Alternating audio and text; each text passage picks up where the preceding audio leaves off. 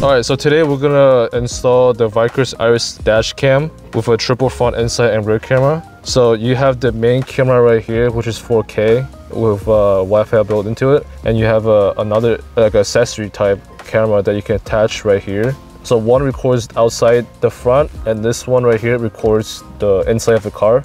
So you can attach it like this, and it also gives you like two other camera you can put anywhere. I suggest you put one of the camera that give you in the rear so you can record the back as well. And there's some warnings right here that you can attach to it. So to put on the dash cam, there's a 3M tape adhesive right here. You just peel it off and you just stick it on to your desired locations. Ideally, you want to put it pretty much at the very top because you can tilt the camera up and down, and then you can adjust the camera angle right here accordingly to this knob. All right, so once you put it on, you can actually take it off like this, push it down.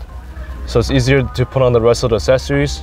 So to put on the camera that's facing inside the car, there's a male and female head connectivity like this, and you just connect it like that. Yeah, now we can put it back on. And again, you can position the camera up and down by just tightening this knob. All right, so for the power, it should comes with a cigarette lighter like power cable like this, and you just find a cigarette lighter holder and you just push it in.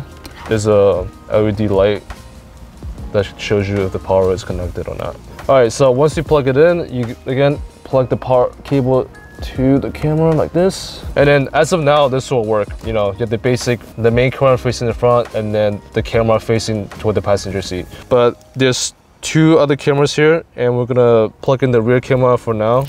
So for the rear camera, again, there's a female and a male end, and you connect the wire, the female to male, like this, and this is your rear camera. All right, so once you connect the male to female end on this end, you want to connect the other end right here into the camera like this. It should be all the power cord and all the holes for the power, and the cable should be on the left side. So in the box, it includes a 3M tape for you to put on for the rear camera. So the 3M tape is look like this, and then you pretty much attach it like that. You take the cohesive off, and you stick it on the back just like this, and then you can peel this off and put it in the back.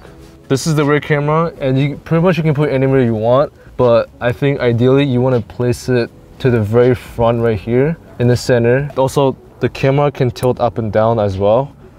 Also remember, like, you're attaching the camera upward to the glass. The camera in the front, the screen in the front is going to be flipped if you put it like that.